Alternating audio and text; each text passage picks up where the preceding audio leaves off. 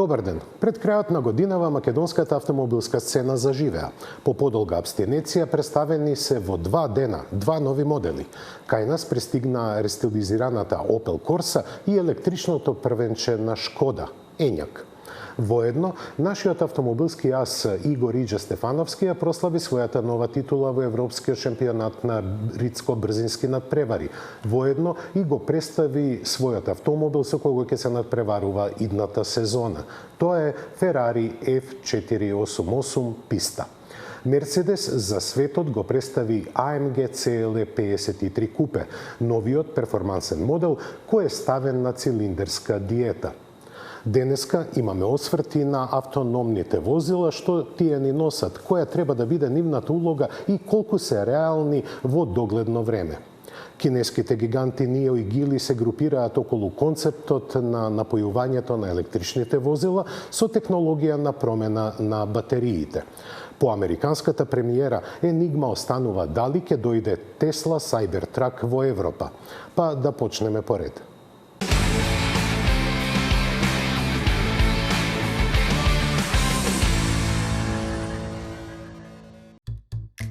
Представувањето на Ењак отвара ново поглавие во делувањето на Шкода на нашиот пазар и е следниот чекор во имплементацијата на својата стратегија за е-мобилност.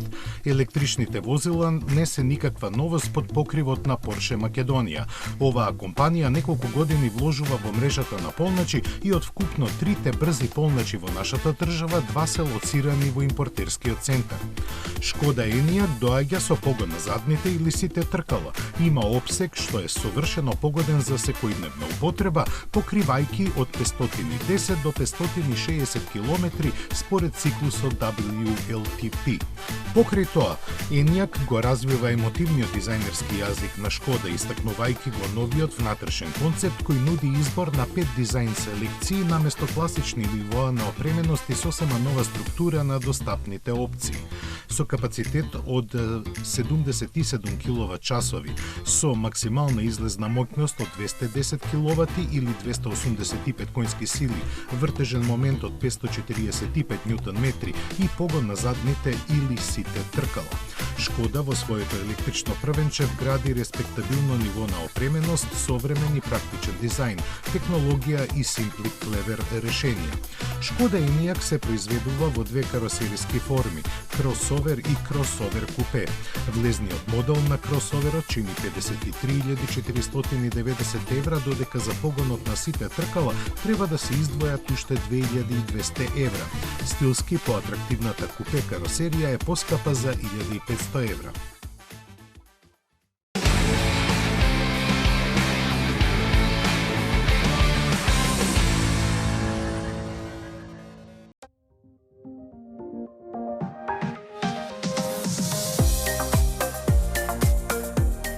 Само 2 месеци по лансирањето во Македонија пристигна рестилизираната Opel Corsa.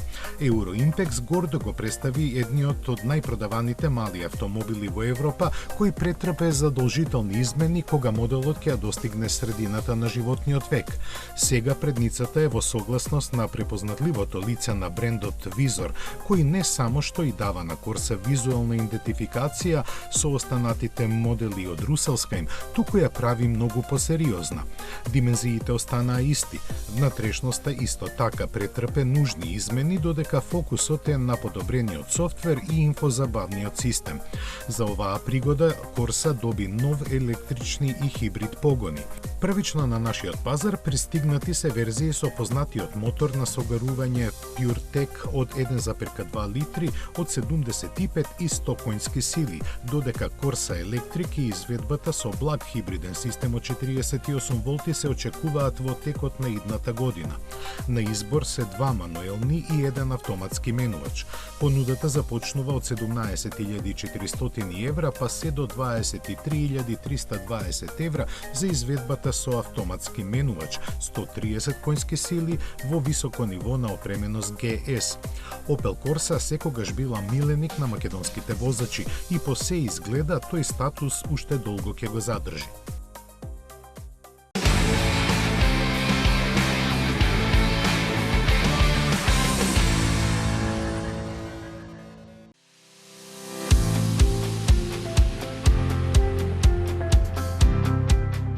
Германскиот специјалист за мали електрични возила Ari Motors isfrли интересен модел кој описно го нарече Cargo модел.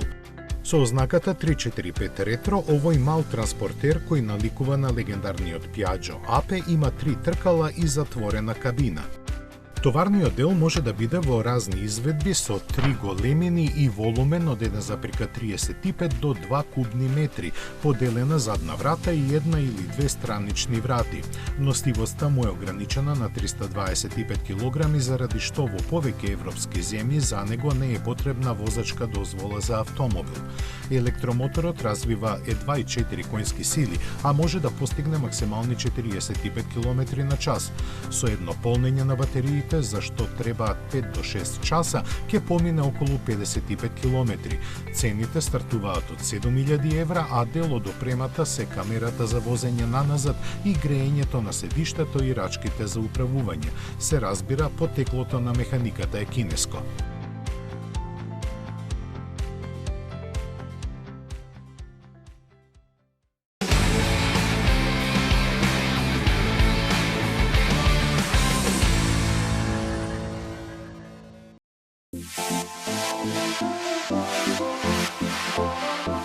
Volkswagen активно бара партнери за помош во неговата амбициозна цел да создаде електрично возило поевтино од 20.000 евра. Првите согледувања сугерираат дека компанијата е во прелиминарни разговори со Рено во врска со потенцијалната соработка на оваа платформа. Иако Volkswagen одби да коментира, Рено изјави дека соработката на изработка на мали електрични возила е неопходна за да се биде конкурентен на пазарот. Volkswagen и Renault имаат силен потек да развијат електрично возило кое е навистина прифатливо. Двете компании имаат цел да произведуваат годишно помеѓу 200 и 250.000 електрични возила поевтини од 20.000 евра.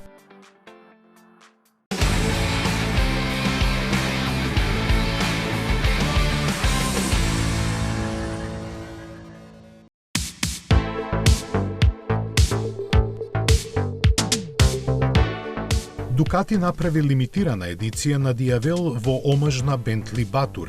Специјалната серија 8 што е лимитирана на 550 единици, вклучувајќи и 50 примероци на ексклузивната варијанта Мулинер.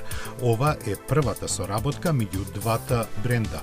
За оваа прилика дизајнерите на Бентли работеа заедно со Centro Stile Дукати за да развијат уникатен изглед на моторциклот. Испораките ќе започнат во текот на следното лето, а цената започнува од 65.000 и се искачува до 80.000 евра за варијантата Мулинер.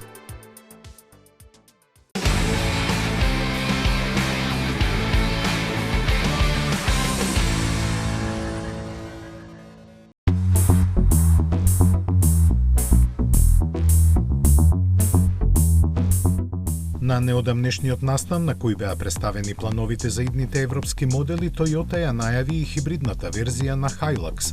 Популарниот пикап од средината на идната година добива 48 волтна поддршка со која 2,8 литарскиот дизел ќе биде засилен на вкупно 220 коњи. Ефикасноста е подобрена за 5%, а дополнително еколошкиот бенефит ќе биде поголем и со можноста да се користи и нефосилниот HVO100 биодизел со растително потекло.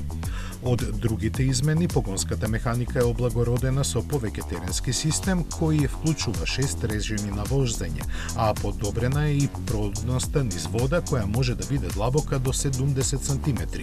Дизајнерски измени нема, а единствената каросериска опција е со двојна кабина. Не е објавено за колку ќе се зголеми цената.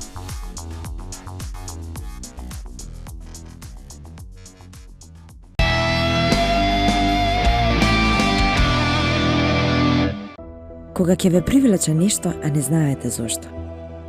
Во тој момент како некој да зборува со тебе. Запознај го новиот 408, со дизајн кој завидува повеќе отколку што очите можат да восприемат. Алюр и страст од секој агол. Тоа што вистински зборува со нас е нашиот внатрешен глас кој страстно шепти од нашата душа. Алюринг, новиот Peugeot 408. Сигурно имаш прашање. Како? Како можеш да поминеш 400 километри за само 300 денари? Размислуваш? Се обидуваш да веруваш. Со Volkswagen ID3, ID4 и ID5 ги имаш сите одговори. Денес техниката прави чуда. Електричното станува неверојатно привлечно. Одбери Volkswagen ID и доби пакет за 30 бесплатни полнења на турбополначите во Porsche Македонија. Volkswagen. Porsche Македонија.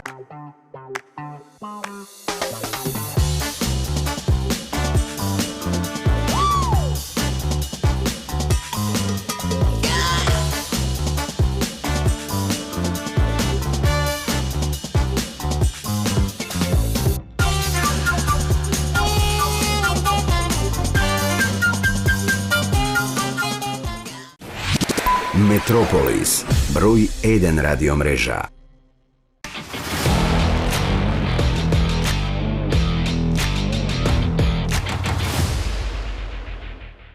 Намалувањето на цилиндрите и зафатнината е секојдневие во светот на автомобилите.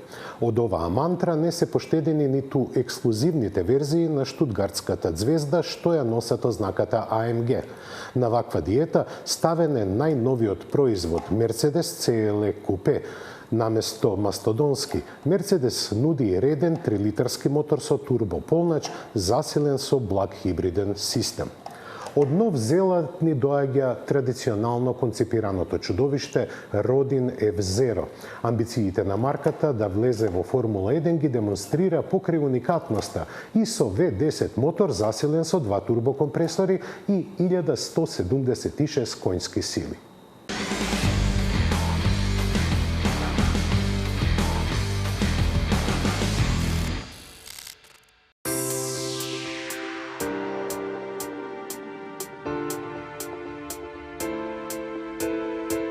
Mercedes CLE Coupe гордо ја носи ознаката 53, но тоа е само маркетиншки трик. Наместо голем мотор со цилиндри развиени во V-форма, на пазарот стигна мотор со линиски шестак дотеран во трендовска шминка. Фризурата е засилена со подобрени комори за согорување, нови клипни прстени, оптимизирано впрскување и нов турбополнач. Овој мотор работи заедно со интегрираниот стартер генератор од втората генерација и електричен систем од 48 волти кој може да додаде до 23 коњи и 205 Нм вртежен момент. Таквото фризирање доведе до 449 конски сили и 600 Нм во функцијата Overboost. Моторот е поврзан со познатиот 9G Speed Shift менјувач на AMG, преку кога се дистрибуира силата на сите тркала. CLE 53 Coupe спринтот од 0 до 100 км/ч го абсолвира за 4,2 секунди. Максималната брзина од 250 км/ч е електронски ограничена, додека со адекватна доплата можете да полетате до 270 км/ч со опционалниот AMG Drivers пакет. Сепак, тоа не се главните атрибути на овој моќен автомобил. Тој нуди програми за возење, слипери, комфорт, спорт, спорт плюс и индивидуал конфигурации што ги синхронизираат работењето на моторот, менувачот, подпирањето и одговорот на воланот што се приспособуваат помеѓу различните режими. Mercedes AMG исто така го инсталираше режимот дрифт што силата ја префрла на погон на задните тркала. Многу поважно за секојдневна употреба е стандардното управување со задните тркала до 2,5 степени при брзини до 100 км/ч и од 0,7 степени паралелно со предните тркала при поголеми брзини. Исто така има 3-степено управување AMG и систем за суспензија AMG Ride Control дизајниран да ја подобри агилноста без да ја жртвува удобноста. Визуелно, AMG CLE 53 Coupe веднаш се издвојува од цивилните варијанти со познатата предна решетка со поагресивен браник. Дизајнерите на Мерцедес ги зголемија лаковите на тркалата, предните за 58, а задните за 75 мм, давајќи му многу поимпресивно присуство на патот. Тркалата се 19-инчни, а опционално се достапни и од 20 инчи. Промените продолжуваат одзади со ревидирани LED задни светла поврзани со темно-црвен елемент. Има и нови двојни издувни цевки, а клиентите исто така може да го нарачаат автомобилот со пакет AMG Optics, што додава поголем дифузер и спойлер. Достапни се и два AMG Night пакети и AMG Carbon пакети. Во кабината е познат волан со рамно дно AMG Performance, обвиткан во црна кожа и алкантара. Има и многу јаглеродни влакна низ контролната табла, црвени контрастни шевови, прилагодени седишта со кожа и микрофибер, како и разни опции за кожа и напа кожа. Mercedes AMG се уште не објави кога CL53 купе ќе биде лансиран или колку ќе чини.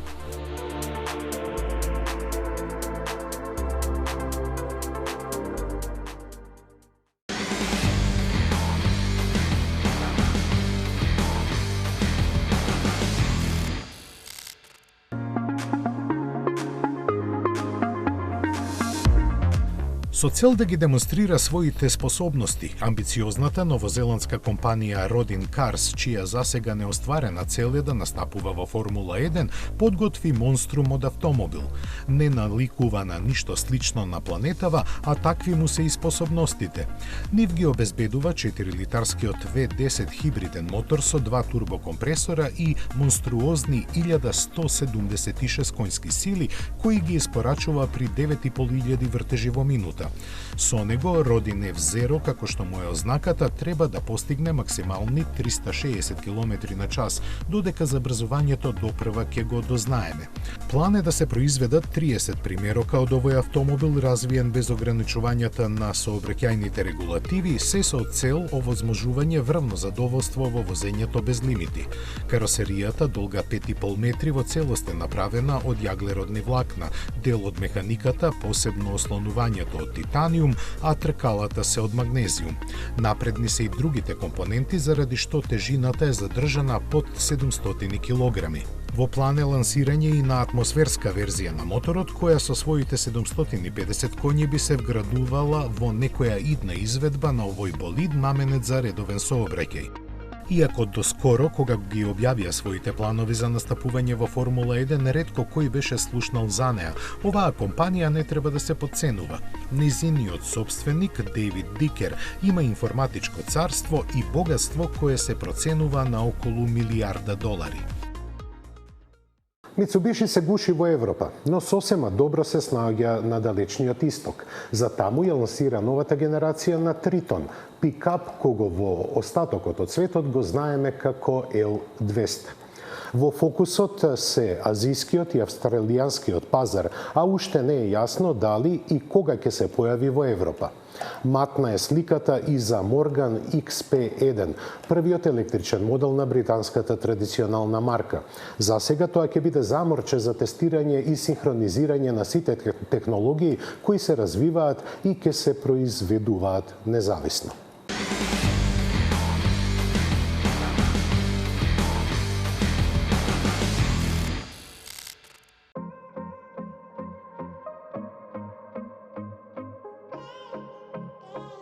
Во автомобилскиот свет малку кој може да се споредува со конзервативната британска марка Morgan, позната по рачно производство на возила со техники од пред Втората светска војна.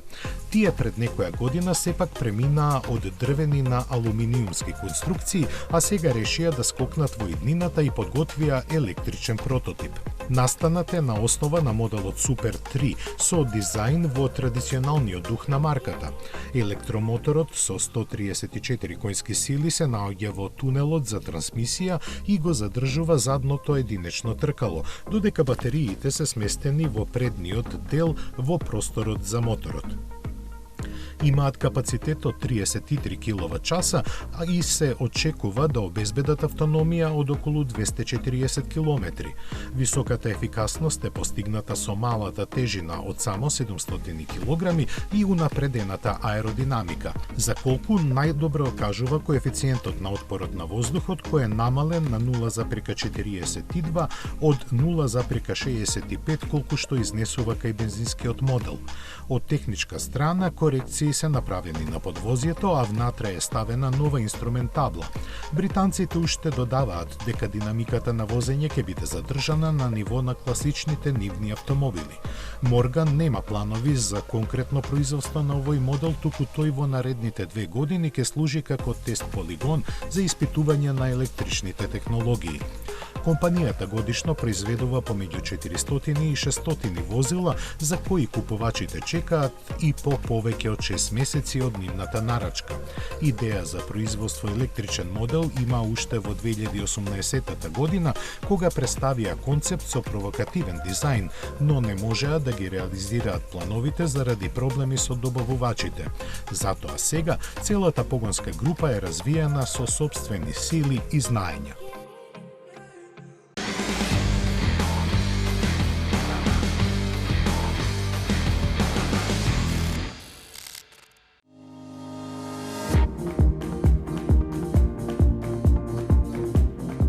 Додека Мицубиши се уште ја трасира својата европска иднина, на источниот дел од земјината топка цврсто гази низ пазарните пространства.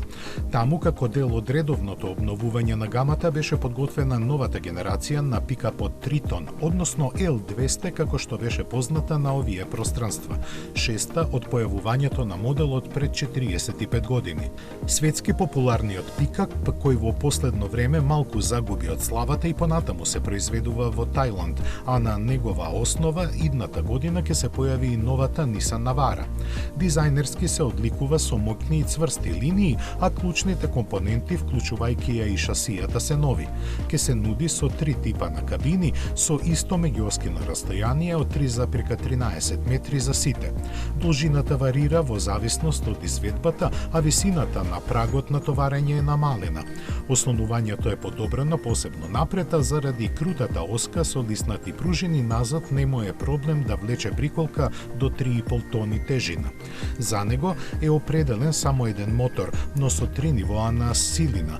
Турбодизелот, кој има работна зафатнина од 2,4 литри, ќе доаѓа со избор помеѓу 150, 184 и 204 коњски сили и 6 степен мануелен или автоматски менувач. Погонот е само на задните тркала или на сите 4 преку 2 различни системи, класичен и со асиметричен централен самоблокирачки диференцијал. За да се задоволат потребите на сите купувачи, ќе се погрижат 7 режими на возење и колекција електронски асистенти на возачот, меѓу кои и систем кој со кочење на внатрешното предно тркало го намалува радиусот на вртење. Со очекуваната продажба од 200.000 возила годишно, овој пикап ќе биде лансиран во повеќе од 100 земји ширум светот, а главни пазари ќе му бидат Тајланд со соседните земји и Австралија. После 12 години ќе се врати и во Јапонија, а во плановите на компанијата Европа и Соединетите Американски држави официјално не се споменуваат. Сепак постои можност и желба компанијата да го пласира и на стариот континент, посебно затоа што Nissan повеќе не ја нуди Navara, но одлука за тоа се уште нема.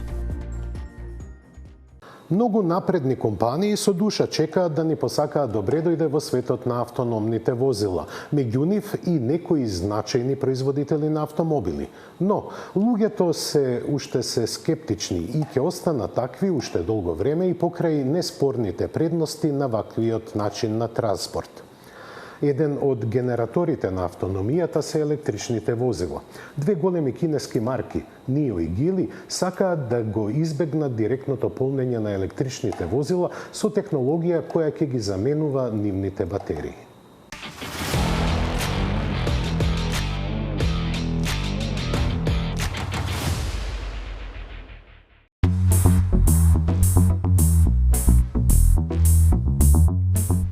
Факт Тврдите дека автономните возила ќе го олеснат животот на модерниот човек. Тој повеќе нема да има потреба за поседување возило, туку едноставно ќе го повикува кога ќе треба да оди на секаде и после тоа нема да се заморува барајќи место за паркинг. Времето во патување ќе може да го потроши корисно или пак за дремка, а безбедноста му е загарантирана. Но таа е и најголемата причина за недовербата на луѓето во овие напредни технологии. Зарем би го довериле својот живот на електроника произведена веројатно на далечниот исток и софтвер за кој ве уверуваат дека совесно е развиен. Во западните земји се подготвуваат законски решенија според кои производителот на возилото ќе биде одговорен за евентуална сообраќајна несреќа, но тие сигурно ќе имаат премногу фусноти напишани со ситни букви. Тоа пак значи дека се реални шансите да се влечете по судови докажувајќи дека не сте виновни, бидејќи на автомобилот сте му дале нејасна команда.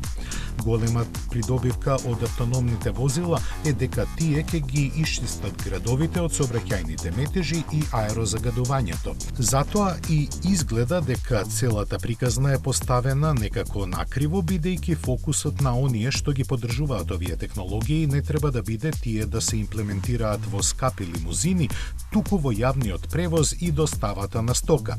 Од друга страна пак, голем број професии би станале непотребни. Освен возачите на автобуси и камиони, тука се инструкторите по возење, полицајците па и сервисерите, бидејќи бројот на возила ќе се намали.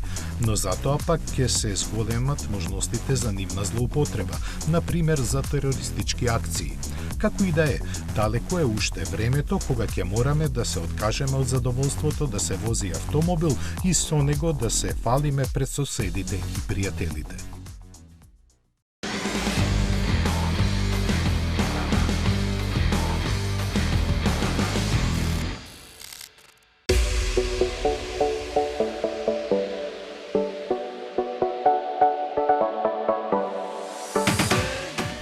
НИО и Гили ги здружуваат силите за мрежа станици за замена на празните батерии со полни. 20 силни кинески играчи на електричната сцена се договорија заеднички да работат на стандардите, технологиите и развојот на моделите што ќе го користи овој систем. НИО, кој од самото свое основање заговара ваква политика, веќе има подпишано сличен договор со Чанган, кој е четврти по големина кинески производител на возила. За разлика од него, Гили е активен на глобалната сцена и под негова капа се повеќе светски познати имиња како што се Volvo и Lotus, како и Smart, кој е заеднички со Мерцедес. НИО, кој во моментов располага со преку 2200 станици во Кина, интензивно работи на нивно поставување на пазарите кон кои гравитира, пред се во Европа. Гили пак има план да изгради над 5000 вакви станици. Овој систем им овозможува на возачите брза и целосно автоматска замена на празните батерии без да трошат време за нивно полнење. Неговата предност е и намалувањето на оптоварувањето на електричната мрежа, бидејќи батериите ќе се полнат во периодите на денот кога потрошувачката на струја е помала и нејзината цена е пониска. Идејата за замена на батериите место нивно полнење воопшто не е нова. Рено ја промовираше уште во 2012-та, но проектот бргу згасна. Сега на неа работи Stellantis, кој воспостави стратешко партнерство со американската компанија Ample. Планирано е програмата да стартува идната година од Шпанија со специјално подготвена флота од 100 возила Fiat 500e, наменети за free-to-move car sharing сервисот за делење на автомобилите.